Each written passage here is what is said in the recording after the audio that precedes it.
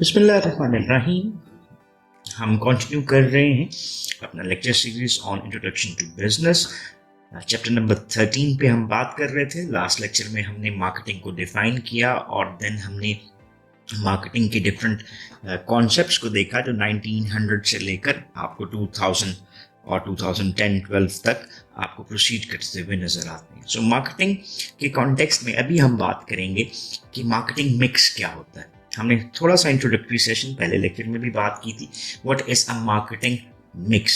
So we can divide much of what marketing is required और what it covers. तो उसको हम 4 different factors में बनाते हैं और इनको हम 4 P's ऑफ मार्केटिंग के नाम से बनाते हैं। So the name of these 4 P's are product, price, place and promotion. So much of the marketing जो आपको नजर आती है वो इन्हीं 4 P's के बीच में नजर आ रही होती है। सो ये जो मार्केटिंग के डिफरेंट फैक्टर्स हैं ये हम कहाँ पे परफॉर्म करते हैं?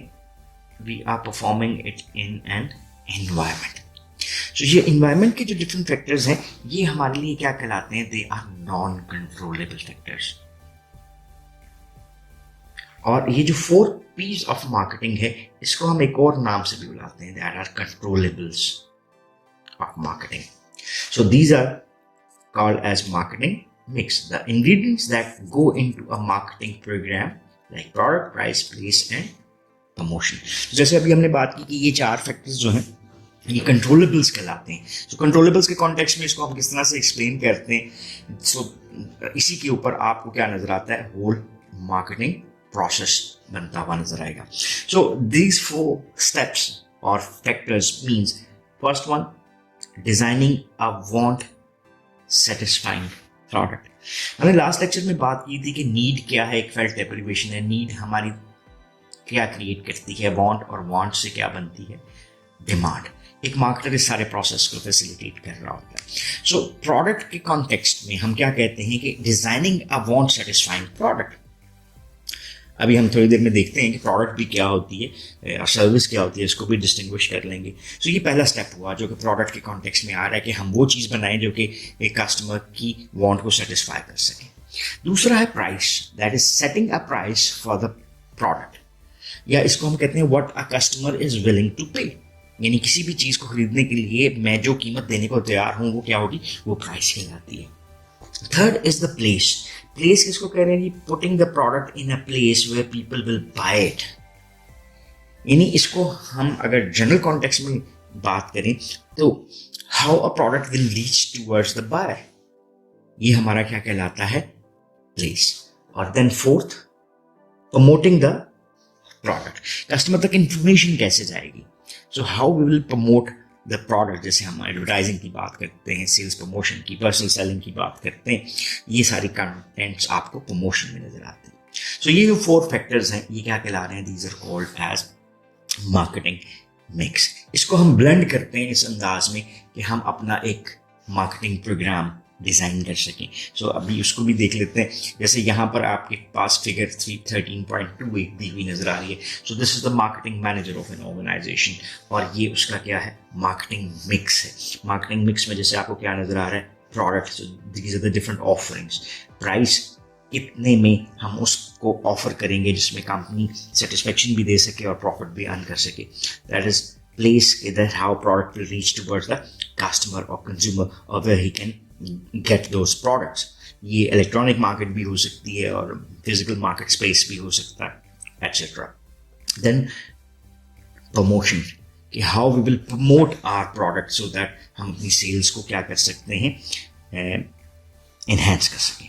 सो जो marketing managers and the marketing mix आपको क्या नजर आता है कि marketing managers must choose how to implement these 4 P's of marketing mix: products, price, place and promotion. So the goals are to please customer and make a profit. जैसे हमने पहली definition पे बात की थी कि marketing is a customer satisfaction at a profit. So किसी भी मार्केटिंग मैनेजर का, मार्केटिंग फर्म का एक बुनियादी रोल क्या नजर आता है कि वो अप्लाई करे किसको?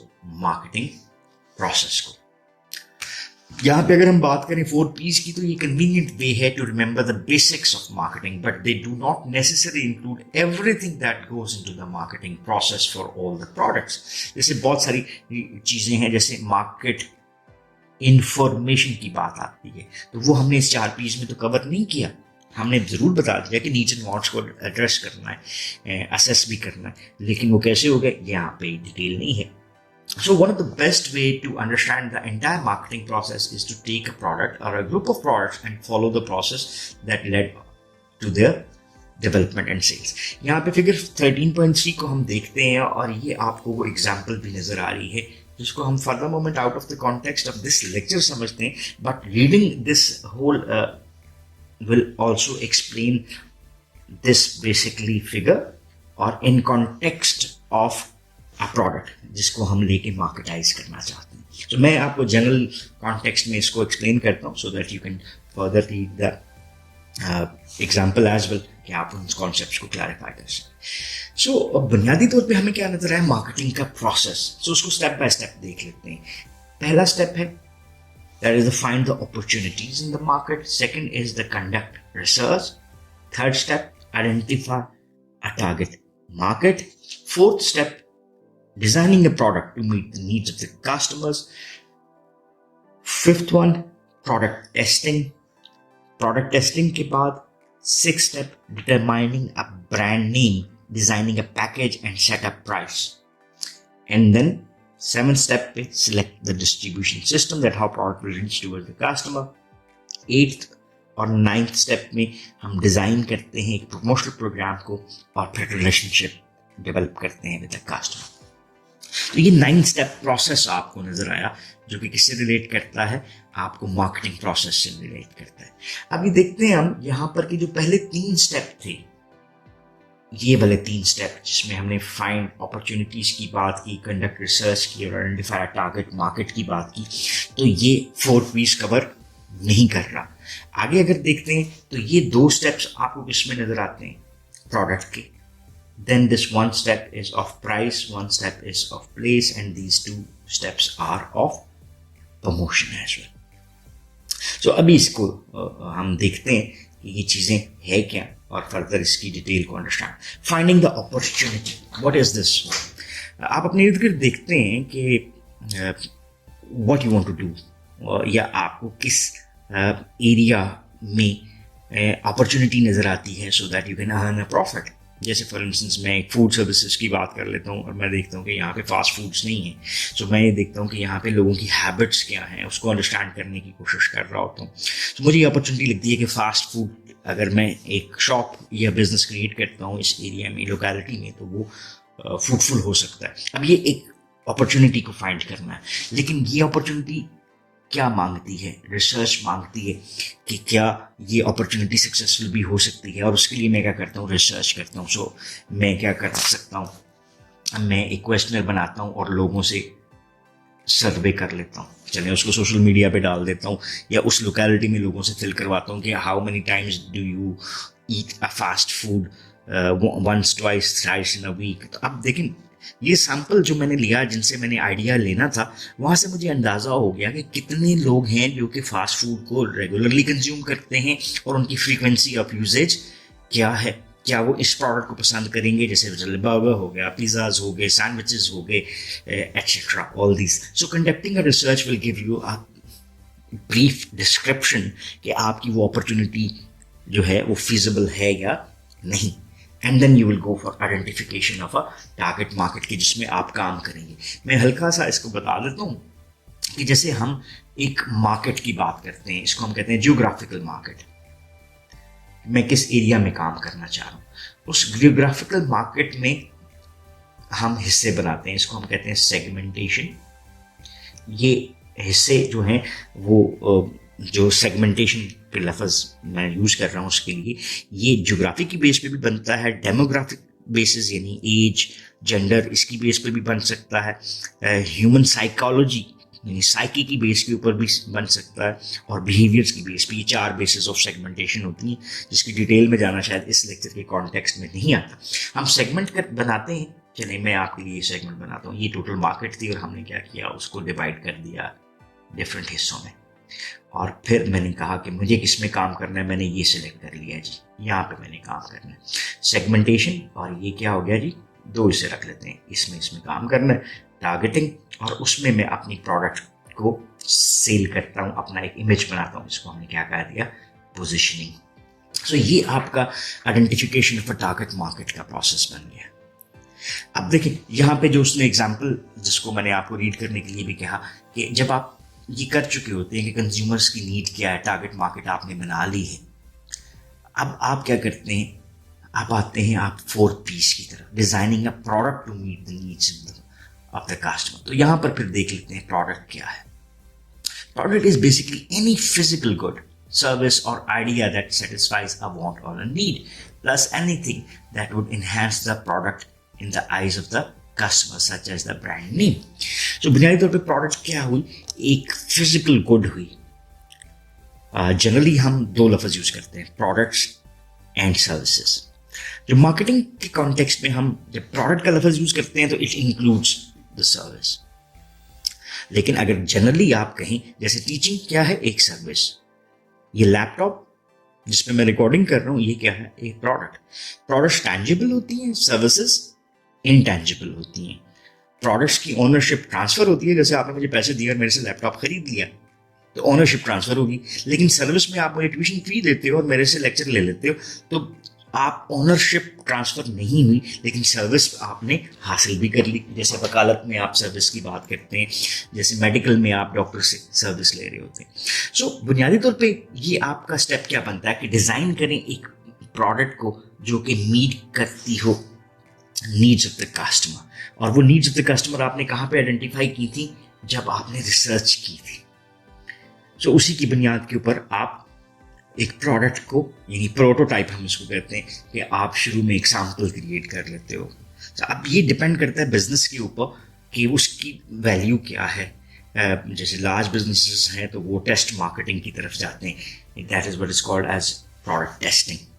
व्हाट इज टेस्ट मार्केटिंग, जैसे हम कहते हैं ना कि हम जब खाना पका रहे हैं तो हम उसमें से पूरे खाने को तो नहीं खाते, हम उसमें से हल्का सा हिस्सा लेके चेक करते हैं कि क्या उसमें नमक मिर्च और तमाम मसाला जात उस मिकदार में मौजूद हैं या नहीं। तो सेम हमने भी टेस्ट मार्केट की कि हम जो प्रोडक्ट बना रहे हैं क्या इस मार्केट में वो सक्सेसफुल होगी या नहीं होगी। सो ये टेस्ट मार्केटिंग क्या है, process of testing products among potential users. So आप अपनी मार्केट के मुताबिक टेस्ट मार्केटिंग करते हैं। कुछ फर्म्स उस पर इन्वॉल्व होती हैं, कुछ फर्म्स होती हैं वो टेस्ट मार्केटिंग के बगैर ही लार्ज स्केल मैन्युफैक्चरिंग के ऊपर जाकर अपनी प्रोडक्ट्स को मार्केट में सेल करती हैं। देन हमारे पास आ जाता है, हम प्राइसिंग की बात कर रहे होते हैं कि हम कस्टमर को क्या चार्ज करेंगे इस प्रोडक्ट या सर्विस को डिलीवर करने के लिए। So that is what is termed as pricing.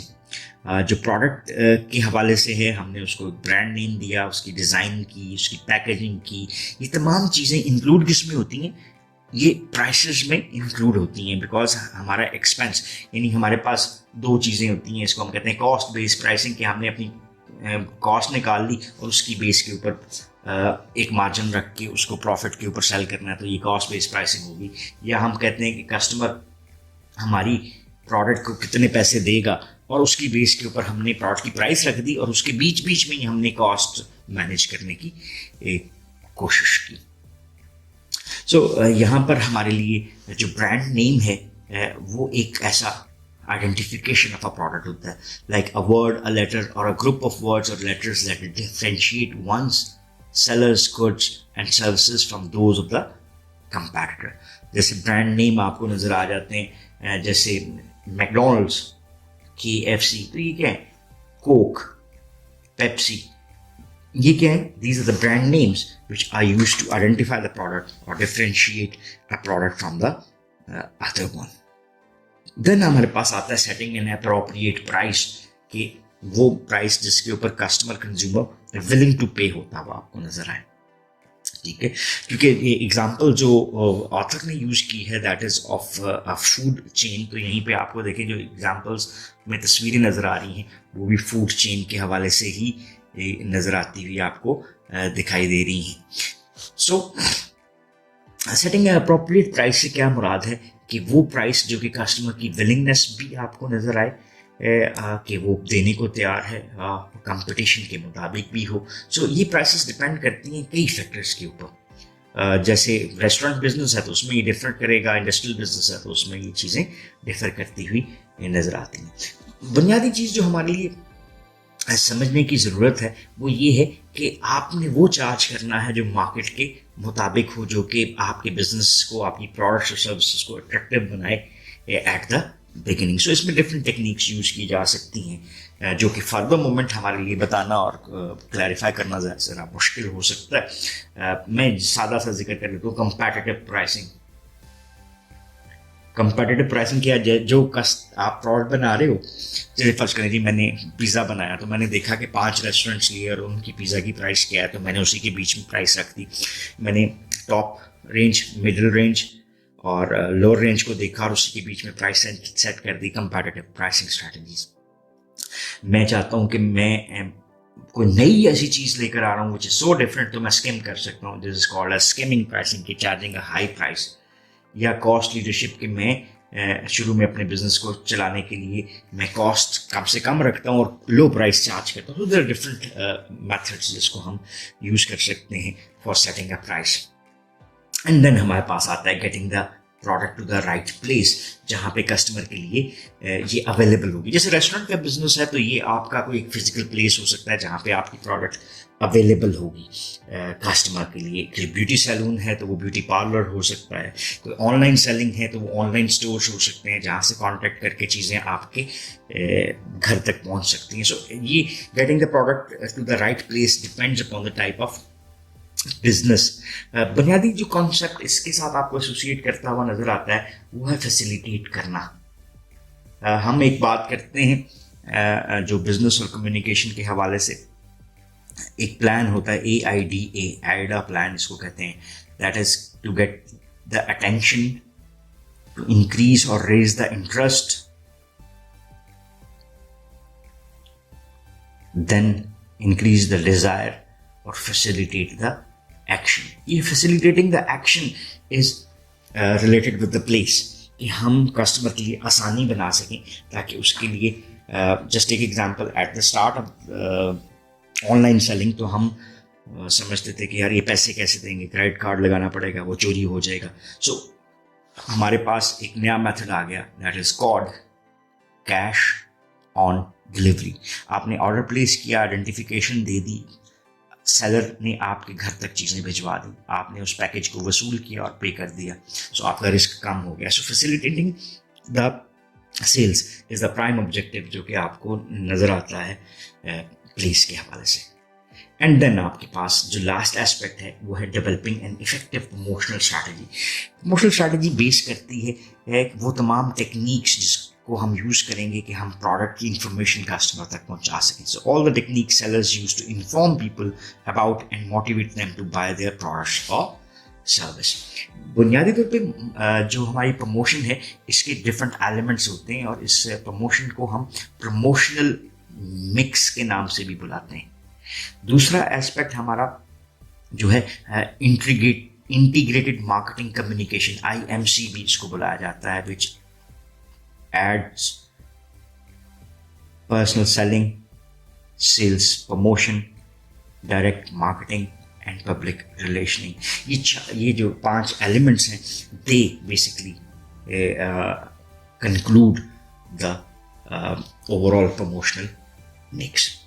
सो ये से हमारे पास है कि एडवर्टाइजिंग है, पर्सनल सेलिंग है, पब्लिक रिलेशंस है, पब्लिसिटी है, वर्ड ऑफ माउथ है, and various sales promotion efforts such as, जैसे हम कूपन्स दे सकते हैं, रिबेट दे सकते हैं, सैम्पल्स दे सकते हैं, कुछ ऑफ प्राइस डील्स आ सकती हैं. सो ये तमाम चीज़ें as a promotional tool use की जाती हैं सो दैट हम अपनी प्रोडक्ट के ऊपर अट्रैक्शन प्रोवाइड कर सकें. So the more and more buyers will come and purchase our commodities. So इसको यहाँ पर हम कंक्लूड करते हैं. इस लेक्चर में हमने बुनियादी तौर पे 4 P's ऑफ मार्केटिंग यानी मार्केटिंग मिक्स के ऊपर बात करने की कोशिश की.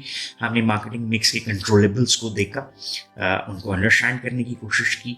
फिर हमने बात की मार्केटिंग प्रोसेस को अप्लाई करने की और उसके हमने जो डिफरेंट 9 स्टेप्स थे उनको देखा। हाँ, एक चीज़ जो मैं भूल गया, that was building a relationship, कि हम किसी भी प्रमोशनल प्रोग्राम में ये कोशिश करते हैं कि हम कस्टमर्स को बिल्डअप करें so that they will be a loyal customer, कि जब जब वो रीबाय करते हैं तो वो हमारे से बाय करने की कोशिश करें। सो ये हमारा आज का लेक्चर था। If you still have any questions और क्वेरीज, तो you can ask in the comment section and we would definitely love to answer those. So once again, thanking you. Have a nice time. Allah Hafiz.